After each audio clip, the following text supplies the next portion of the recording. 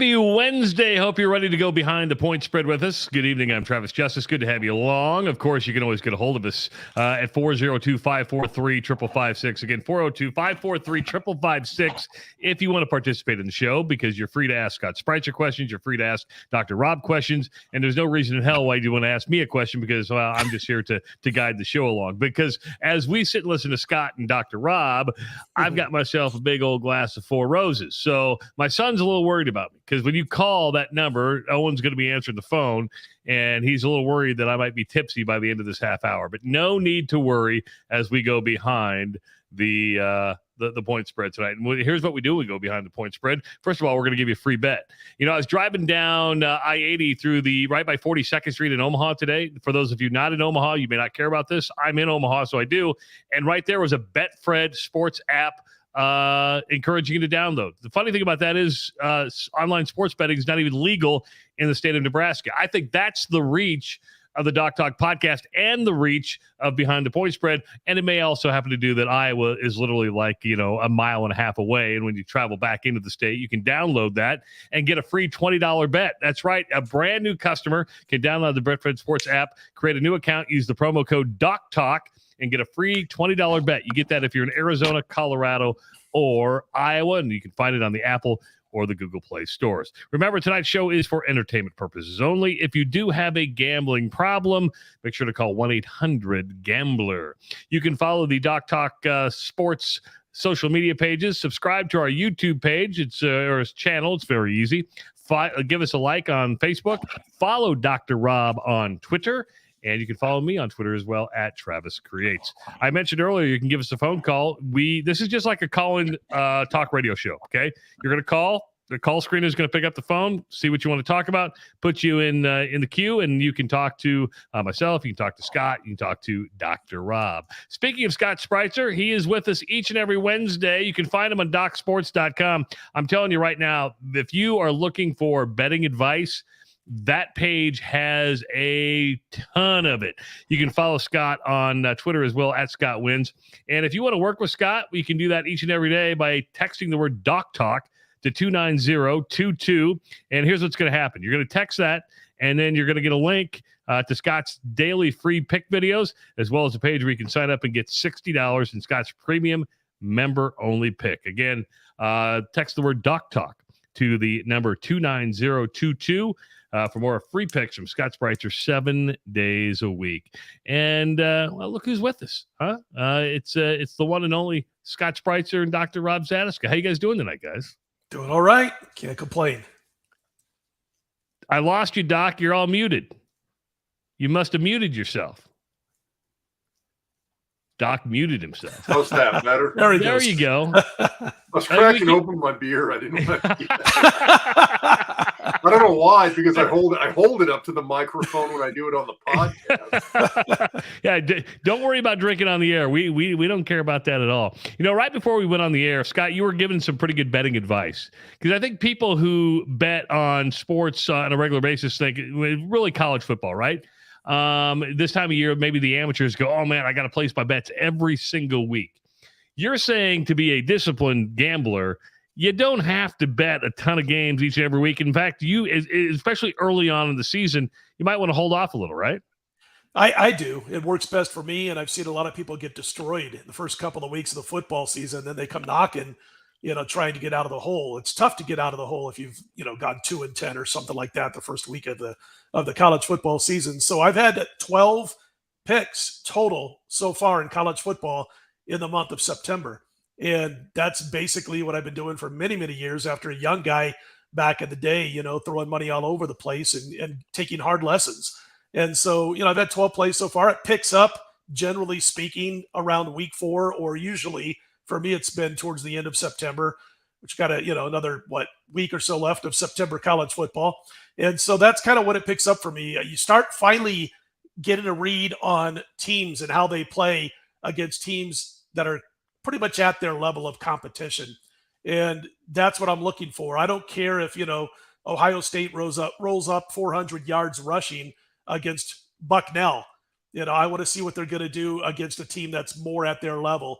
Not necessarily a top 10 opponent, but just somebody at their conference level. And we don't usually get those most seasons until the third or fourth week. So yeah, man, you could dig yourself a hole that's, and again, don't chase. If you do have yourself in a hole, don't chase, man. Stay disciplined. Don't increase your bets. You press when you're winning, not when you're losing. So if somebody's just starting out betting, right, and they're new to this, what would you suggest starting at? 5, 10, 20 bucks, 50 bucks? Because I mean, if you're a novice, if you're just getting into it, where would you start at?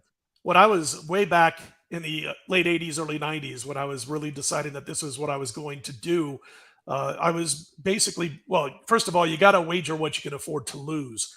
Not wager what you can afford, wager what you can afford to lose. Those last two words being very important, and you got to keep it separate from your regular everyday bankroll that you use for paying your mortgage, your rent, whatever, your car payments, taking care of your family, all that stuff. So it's completely separate. Now, if that means the most you can do is $50 per bet, that's fine. You're not going to you're not going to load up on wins and turn out 10 grand ahead by the end of the season, but you're going to get a feel of what you can afford to lose and the ups and downs of the swings. And then as you have more money in that betting bankroll, you can increase your amount of plays maybe the next season, or the amount that you're putting on per game. And so for me, what I did, and I think this is still good advice for somebody who's just getting into it, whether they're 20 years old or 60 years old, if you're just starting to do it. First of all, figure out what you can afford to lose, be honest with yourself, and set that aside from your regular money. So if you lose it, it's not hurting you.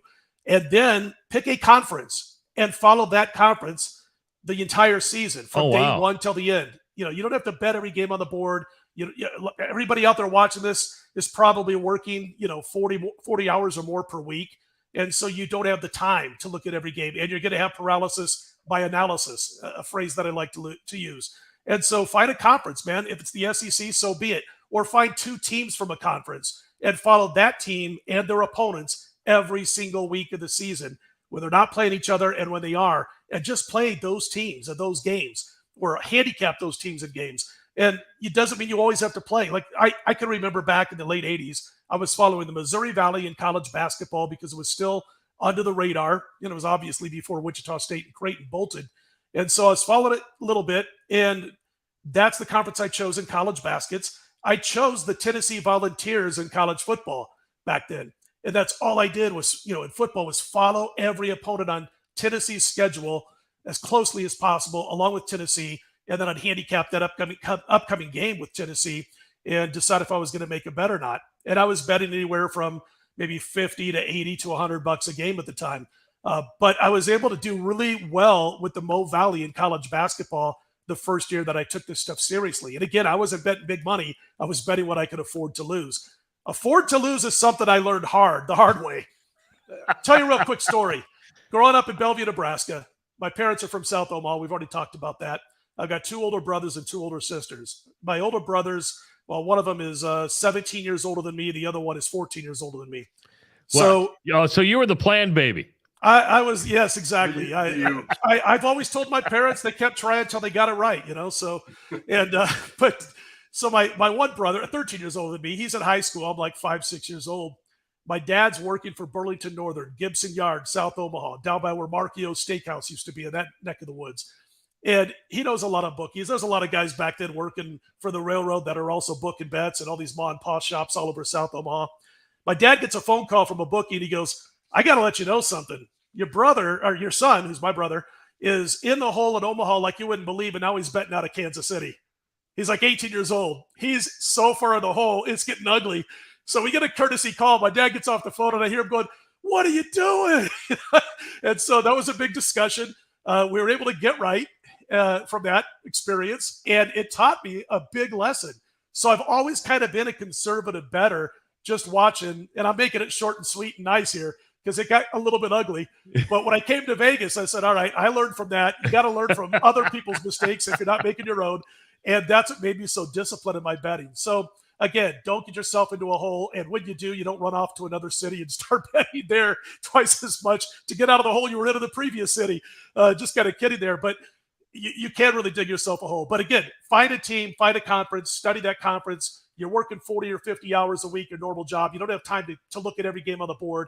This kind of lets you spend more time on the games you could potentially bet, have a better chance of turning a profit. Dr. Rob, that's sage advice. Wouldn't you say that? That's from an expert right there. Well, I was going to ask, I mean, is there like a sort of like a natural progression or natural evolution of sports betting where you kind of have to go through and take your lumps like that? I mean, is that part of the learning process? I mean, do you get it?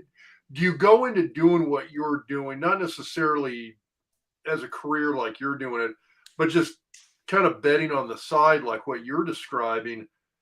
Is that naturally part of it, that you kind of got to take your lumps for a little bit before you get the hang of it? I don't know anybody in my business who's serious about this stuff who hasn't taken it so badly that they've almost gone broke early on in their lifetime of doing this. I can remember still, I was at the Stardust, guys, probably, I'm going to say the fall of '89. So it was the first real year that I was actually doing this for a living. And I'm sitting in an office. I was working for a company called National Sports Services. And I'm sitting in the office the day before. The overnight lines come out in college basketball. I'm like, oh my gosh, that line's off. Like the bookmakers are off, right? Oh my gosh, that line's off. That's off by 4 or 5 points easily. I'm going to be down at the Stardust when they open the book at 8 o'clock in the morning. I'm going to have, a stack like this, and I'm plunking it down. So I'm getting there, and I'm waiting. Line comes out. Bam, I push that money down. About 30 minutes, not even that, 15 minutes into the game. I'm getting 4 points or whatever, and I'm down 28-4 out of the gate. And it didn't get any better after that, And so that was a big chunk of money, percentage-wise to my bankroll, or ratio-wise to my bankroll, the biggest chunk of money I've ever lost, and I was never in it. And I was like, that was a cold slap in the face. So I started thinking of my older brother again at that point, and then I thought, all right, calm down, get back to discipline, the big capital D, and get back to what you do. So you do take your lumps, and some of the biggest bettors that have ever come along, have gotten beat up so bad that they've gone broke 2 or 3 times in their lifetime. Lynn Banker, who's passed on, God rest his soul, this guy passed away a couple years ago at the age of 90. He had been betting starting in Philly, moved out to Vegas. I got a chance to get to know him back in the 90s. And this guy was all over the place as far as every time you turn on TV back then, 80s and 90s, you saw Lynn Banker. He knew all the guys that you kind of didn't want to know back in the 70s and 80s in Vegas. But this guy told me that he probably went broke 3 times before he got it right. So it's not easy. Well, let's dive right into the first game that we're going to talk about tonight. And I'm intrigued by this matchup for a number of reasons. I think Dallas-Fort Worth is going to be a hell of a place to be this weekend. And just the Sonny Dykes angle to TCU taking on SMU. And you know what? The Pony Express, it's back. I mean, they're not bad. TCU a 2-point favorite here, Scott. Yeah, it's funny because last week I mentioned I only had 3 plays, and I start the day with wins of 49-7 going against Colorado, my anti-Colorado play that I've been telling you guys about. And I have a 42-0 win with Ole Miss over Zatechka. I'm feeling pretty good, but I'm like, man, I wish I could have saved a few of those points for my biggest play of the day, which was Maryland over SMU. And it ended up being a barn burner till the very end. And that's one that could have gone against me that ended up going my way. Trailing at halftime, Maryland, and they come back and they get the win over SMU. They held them scoreless inside the 20 late in the game. All that good stuff you need to go your way in a game that maybe you didn't quite handicap it as good as you should have. So anyway, that's what SMU's off of. They're off of that incredibly tough battle with Maryland that basically went to the wire. They ended up losing by 7, first loss of the season for them. And at the same time, TCU's taking it easy. They've had 2 weeks off to prepare for this game. You've got a former SMU coach in Sonny Dykes. That staff is pretty much, SMU guys from a year ago or 2 years ago. And the bottom line is they recruited these guys that are playing for SMU before this fresh group came in the offseason. So these guys know strengths and weaknesses of these individuals. Obviously, the play calling will be a little bit different, but that's a big deal to me. SMU off that first loss, tough, right till the very end, hard-fought game, TCU with time off. And then the final difference maker for me in this game, guys, is that I think SMU's defense is going to struggle a bit against this TCU ground game. And on the flip side, TCU's holding opponents to under 100 yards rushing per game. And now TCU doesn't have a great defense, but they have plenty of advantages in this matchup where I think at -2, it's not a bad idea to jump on board the Horned Frogs. Look at that over-under at 70.5. Where do you think that's going to go? Yeah, I see some 71s on my line service as we're talking, so it's not coming down unless the weather gets bad or something like that. But it's gone up a little bit from 70.5 just today up to 71 in most spots. Crazy stuff. Rob, what do you, I think it's good to see SMU competitive again, though, don't you? I mean, it's been a long time coming. Sonny Dykes did a good job. I like seeing the Pony Express competitive again. Well, it's nice seeing them back. I mean, this is a program that, I don't know, it took them like 20 years to come back from the death penalty. Longer than that, man. Now you're in a day and age where there's programs out there that are 10 years old that are doing better than they are. But big Sonny Dykes fan. I'm kind of surprised at how good TCU's doing. Just in the sense of, I mean, when they fired Patterson, I mean, that wasn't that long ago. You disrupt a program like that, and for them to still be playing relatively decent football. And the only time I've watched TCU this year thus far was in their game against Colorado. And that's not much of an analysis playing against Colorado. I mean, they might as well have been playing against a high school team watching that. But this one's interesting to me just because well, and again, this is emotion coming into it, which Scott has said, never rely on in this line of work. But I'm a big Sonny Dykes fan because I knew his dad a little bit. Yeah, Spike was awesome. Yeah, I love Spike. He was a great guy. I mean, he's a hell of an offensive line coach. And so I think Sonny grew up with some pretty good tutelage there. I don't know. I mean, this is one where I'd be hard pressed to not put money on SMU on this one. Wow, look at that. But Scott, you're saying TCU against with the spread, right? Yeah, I think TCU comes away. It's not going to – I think this goes right, pretty close to the wire. Yeah. I think it's a close game, and I think TCU probably finds a way to win by a touchdown. Not going to be shocked if SMU wins. Real quick on that old Pony Express team and all that, I became decent friends with Ron Meyer for the last decade of his life. And we'd go out to eat when he'd be in town. We'd go to the Caesars and things like that. And the stories, guys, were incredible. Good stuff. Was he the coach when they got hit with the death penalty? Gosh, I wish I could tell you off the top of my head if I can remember that. I think he was. I know he was with UNLV, the Patriots, and SMU throughout his, and the Colts, I think also, if I remember correctly. I just picture him I can picture Meyer on the sideline there.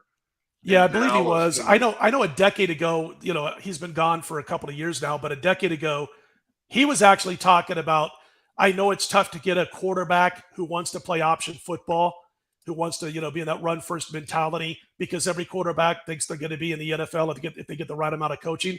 But a decade ago, when Pelini was coaching the Huskers, he kept saying to me, man, I wish they'd go back to some kind of option football up there and groom those guys that come in. I don't know if that would have ever worked. It was just an interesting comment by Ron, but that team, I mean, gosh, the Pony Express with James and isn't it funny though? Because that was what year was that? 85, 86, and that's you still hear SMU, and for old guys like myself, that's the first thing you think of is the death penalty. I mean, there's a whole generation, maybe two generations now, that have only heard the stories. All three of us are of the age group where like first thing, death penalty. And now probably what they did back in 85 is absolutely nothing compared to what's taking place with the NIL now.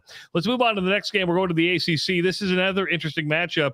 Clemson at Wake Forest. The Tigers are 7-point favorite. Yeah, this one's 7.5. The total's come down a little bit today. It was 56 just about everywhere. Now it's down to 55.5 and about half the shops out there. But yeah, Clemson laying 7 on the road in this one. That total, as I mentioned, dipped. Wake is off to a great start, and we're going to find out if Clemson has mopped up the sloppiness that we saw against Georgia Tech a few weeks ago. Of course, they've had games since then. And whether or not Wake can be taken as a serious, legitimate player. And by that, I mean, a top 10 type of team. But Clemson has dominated this series. They've won the last 13. They won the last 10 meetings, all by 14 points or more. And last year, Wake, I had them power rated higher than I have this year's Wake Forest team. And Clemson, of course, was not quite at the level that we're used to last year as they are maybe this year, although they got some quarterback issues they got to take care of. Wake's well coached. They're disciplined. There's no doubt about it. I do like Sam Hartman, the quarterback for Wake, but I don't think they're going to be able to match up with Clemson in the trenches. And I know Wake might have been looking ahead a little bit to this game against Liberty. They just won that game by 1 point, 37-36. But here's the thing that stuck out at me, and here's why I cannot back Wake Forest plus the points. They ran the ball for 28 yards on 24 carries against Liberty. Okay, Liberty's not a horrible program, as we know. They're not bad. But the bottom line is you got to be able to run the football against Liberty if you're going to step up and take on Clemson with almost an NFL defensive front. the very next week. And then on the flip side, Liberty ran for almost 180 yards on a very efficient 4.5 yards per pop. Wake was lucky to win that game. I don't think they can hang around in this one for the full 4 quarters. So if I was going to jump in on this one, and this will be a play for me, by the way, guys. TCU SMU's an opinion. I'll be laying, or I have laid the 7 with Clemson this week. I think they're going to get the job done again. So you've already laid it on it. You know, a lot of people wonder when you place your bets, and I think you said a couple of weeks ago, like either today or tomorrow is when you get them all in, right? Yeah, I get them all in by Thursday usually, but I'll start making a couple of plays by Sunday night for the upcoming week. And at 7, I jumped in on Clemson. I had a feeling it was going to get up to 8-ish, and I felt more comfortable, obviously, as we should, respecting the numbers, all that stuff, with laying the 7. Next game. This has been an interesting one on my radio show, and this is one of those games I think, Scott, that what you're talking about when it comes to, you know, getting to know those teams. I mean, Iowa State has a win over Southeast Missouri State, has a win over Ohio, a win over Iowa, which is a good defense, but that Iowa offense was horrible. Baylor's lost to BYU and blown out 2 just really crappy teams. Iowa State's a 2.5-point favorite here. I get it because their defense is really good, but I don't know if we know enough about either one of these teams at this point. Yeah, I mean, Iowa State did, basically what you do against Iowa. You don't turn the ball over too much. You don't make costly mistakes, and you are able to outscore them if you get to 8, basically. So that's what Iowa State did last week. As far as Baylor, you're right. I mean, they probably should have won that game against BYU, that overtime loss. It was a 50-50 game, and they had a couple of plays that went against them that if it goes for them, they end up winning that contest. So, when I look at Iowa State and they're taking on a ranked football team, I usually like the Cyclones when they're an underdog at Jack Trice rather than laying a couple of points. That's when they've been able to do their damage for the most part. So I don't know if I'm buying into them yet, guys, just because they beat the Hawkeyes. We've talked about how bad Iowa's offense is. The one loss by Baylor in overtime, I think BYU at home, maybe not on the road like we saw in Eugene, but in Provo, BYU can hang with just about everybody for at least 3.5 quarters and upset a few. But they come within a play of winning that game. Here's the thing. They're road battle tested because of that game in Provo. And while the passing game isn't kind of where you would want it to be, they are able to open up holes on the ground for the running game. And I like Iowa State on the flip side. They're young talent, but it is young. It's Deckers, Hutchinson, Brock. I like these guys. They're all talented, but they don't have as much experience as what Baylor is going to bring to the mix. So if Iowa State was getting 3, I'd be hard-pressed to back Baylor. But when your betting lines are where they are, and you're a betting player more than you are, a line player, I should say, as a bettor, more than you are playing on teams, I think you got to back Baylor here or stay away from the game. Again, this is how close I think this game can be and how close it was to my power rating, that I would need Iowa State to be getting points to back them. I lean towards Baylor plus the 2.5. I have a little more faith in what we've seen out of Baylor than I do the Cyclones right now. And again, we might learn that Iowa State's better than I have in power rated. Rob, I'm going to ask you this because I think it's going to be intriguing with Nebraska having the week off. Do you think Husker fans pay attention to this, knowing that Matt Campbell's name is being mentioned a lot for the Nebraska job? It's a serious question, though. I do. They're going to be following everybody. Kind of the question I had for you, Travis, is how good really is Iowa's defense? And the reason I say that is you look at that Iowa-Baylor game, the Iowa-Iowa State game. Iowa still held Iowa State to 10 points. Listen, I think Iowa's defense is legit, and I think the proof is in the year. I think you can use last year's numbers as a good indicator because a lot of those guys are back. And Scott, correct me if you think I'm wrong. I do think Iowa's defense is legit. The problem in the Iowa State game, where Iowa State impressed me, is they were able to go 99 yards. Yeah. But they also had the football almost 10 minutes longer, and the Iowa defense was just gassed by the end of the game. I mean, you can only stay on the field for so long before you just lose it, right? But I think the Iowa defense is legit, but the Iowa offense has to help out Iowa's defense a little bit and keep them off the field and keep them fresh. Well, and that's the thing. I think you've got a defense in Iowa that lived on the field in that game. And essentially, really, I shouldn't say essentially, they only gave up 1 touchdown the whole game. I mean, that kind of worries me a little bit about how good really is Iowa State's offense in being able to go out and compete against a reasonably decent team like Baylor. I'm not saying Baylor's top 10, but I mean, they're not bad either, and they're a ranked team. I'll say this: Xavier Hutchinson is one of the best wide receivers in the country. I do believe that. Hunter Deckers through 3 games, Scott. I think he's proved his mettle so far. We'll see how he does in a bigger game against a ranked team like Baylor. Well, Iowa State's played above their heads according to the power ratings thus far. Not that they played anybody really before they played the Hawkeyes, and then they played another bad offense there. But here's the thing about Iowa, and we're kind of talking there about, is Iowa's defense as good as the points they're allowing? The problem is they're going to get in a Big Ten play, and they're going to get, it's kind of like what you were saying, Travis, they're going to get no help at all from the offense. They're going to be on the field forever.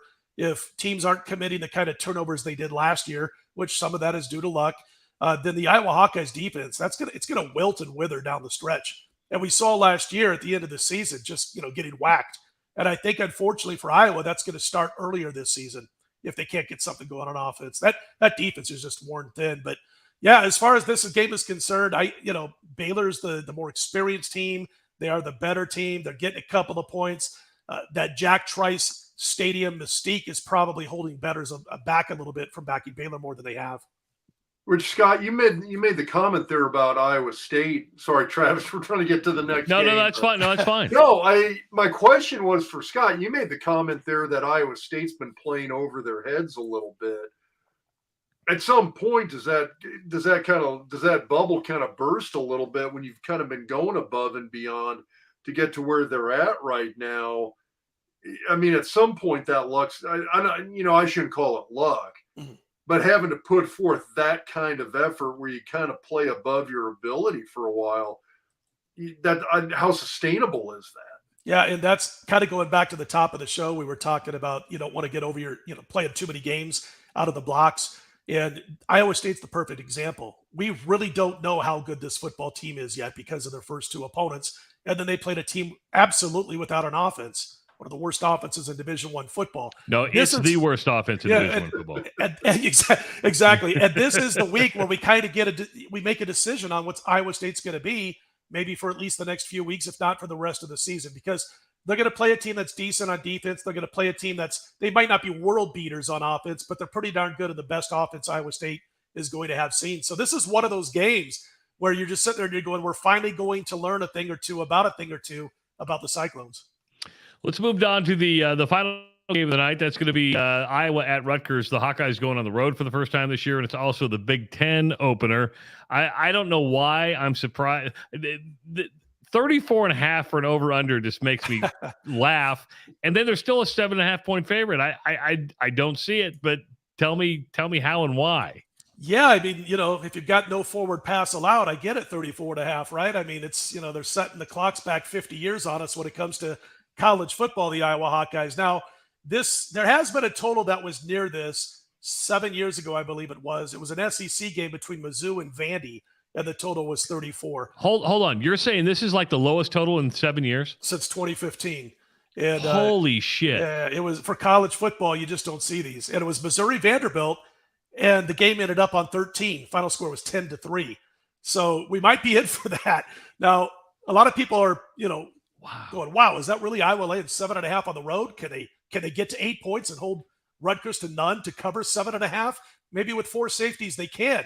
But the bottom line is the reason they're laying as many points as they are, besides the perceived power rating factor, which is they're a better team than Rutgers, according to some power ratings, but also because the Rutgers is so banged up at quarterback. Vedral's questionable. They've got a second quarterback who is questionable for this game. And so they had to hang that number there, the books, and they were going to get, too much one-sided money.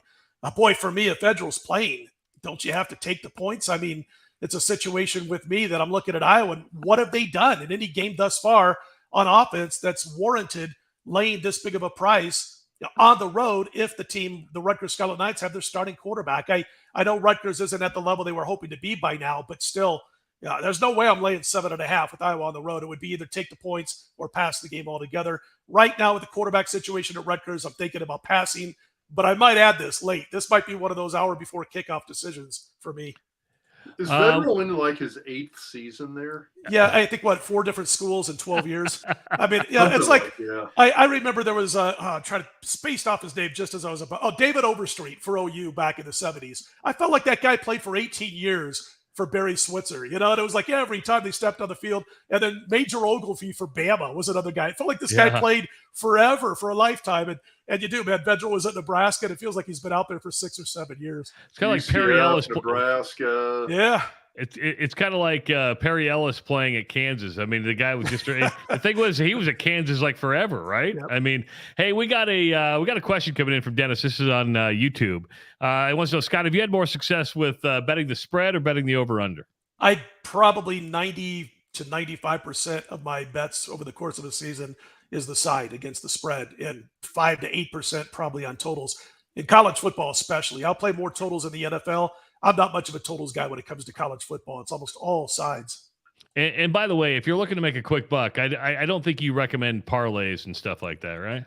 College football, no. We talked about that, the first show, about the point spread differential. The average from this point spread is so big. It's 12.5 points per game over the last decade, that I won't get involved with college basketball or college football parlays. Every once in a while, I'll come in with a money line 2-team parlay. It's as deep as I'll go. 2-team parlays in baseball, not a bad idea. You got the Dodgers and the Mets every night laying $2, $2.50. You could parlay that. You can make that line all of a sudden plus $1.30, on those 2 teams winning, and you're going to win a few of those. The NFL, I'll play 6-point teasers, but I won't play teasers in college football or college basketball.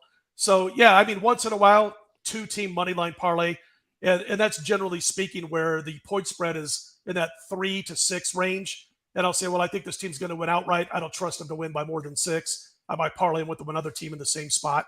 Very rare, though. But in anything more than that, that's just entertainment. You want to play your 10-team parlays for $10 and hope to hit a big one. Have fun, man. Go put $10, $5, but it's not a serious part of the equation. Hey, if you guys want to dive into Dr. Rob's brain, you can do that with the Doc's Diagnosis presented by Centris Federal Credit Union. The 3 episodes are already up on our YouTube channel. All you have to do is search Doc Talk Sports, and Doc takes a look at 3 plays from the previous week's Nebraska game. And today's was quite interesting because it was the gaping hole that the Oklahoma Sooners were able to produce on a goal line stand. Again, go check out the Doc's Diagnosis presented by Centris Federal Credit Union on our YouTube channel. If you want to work with Scott Spreitzer, you can do so a number of different ways. Make sure to see his stuff at docsports.com. You can follow him on Twitter at Scott Wins, and text Doc Talk to 29022, where you're going to get a link to have access to important pages like Scott's daily free pick videos, as well as a page where you can sign up and get $60 in Scott's premium member-only bets. Again, the word Doc Talk to the number 29022 for more free picks from Scott 7 days a week. You can get a free bet from Betfred Sports. Just download the Betfred Sports app, create a brand new account, use the promo code DocTalk, and get a $20 free bet in Arizona, Colorado, and Iowa. You can find the app on the Apple and Google Play stores. Tonight's show has been for entertainment purposes only. If you do have a gambling problem, and Scott's been preaching it, be smart when you bet, be disciplined when you bet. But if you think you have a problem and you're upside down, like his brother was years ago, call 1-800-GAMBLER. Follow the Doc Talk social media channel, subscribe to our YouTube channel, like us on Facebook, and there you see Doc's Twitter handle and my Twitter handle as well.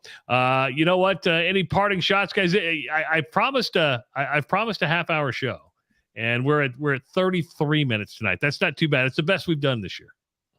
I'll say this about my brother. He's terrible on the internet, so I have no fear of him watching this, but I still didn't mention his first name.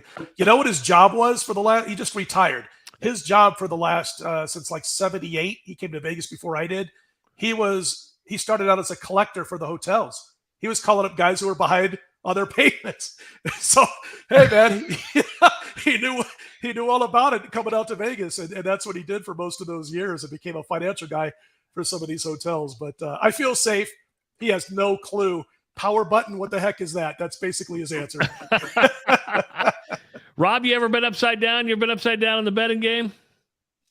Yeah, I'm not a big gambler. I mean, I've been to Vegas and Tahoe a few times, Reno, and I mean, I'm one of those guys, like, I'll get up about $200 doing stupid shit like blackjack. And then by the time I leave the table, I'm $50 in the hole and pissed at myself. So this is like, it's in sports betting's intriguing to me because there's stuff you can analyze. Sure. And it's stuff you can kind of go in, you can look at all the analytics, you can look at the numbers. you can watch games and get a feel for a team and kind of have a, hey, you know what? These guys are going to lose just because I know this team well enough. I mean, you can't do that with games of chance. You can't do that with blackjack. I mean, Hey, Rob, you know how many times I've played slots in Vegas in 38 years? Zero. I was going to say maybe 5. And you know when I do it, I might be waiting 20 minutes for a movie to start, throw a couple dollars in there, or waiting, a couple of minutes to get into a restaurant when it opens, that kind of stuff. I've never sat down or gone to a casino in 38 years and said, I'm going there to take out a couple $100 and put it in the slot machine. It just blows my mind. Hey, listen, I don't want to turn off people from doing it. We pay no state tax. So go ahead and do it, but I do not do it myself. Good stuff. Good stuff. Scott Spreitzer, thank you so much. Thanks, Dr. Rob Zatechka, thank you so much. Share this show with everybody. You know, the good thing is recorded. You can reshare it on Twitter, Facebook, and, of course, our YouTube channel. For Dr. Rob Zatechka, for Scott Spreitzer, I'm Travis Justice. We will see you next week on another episode of Behind the Point Spread. Remember, bet with your head, not over it. We'll see you next week.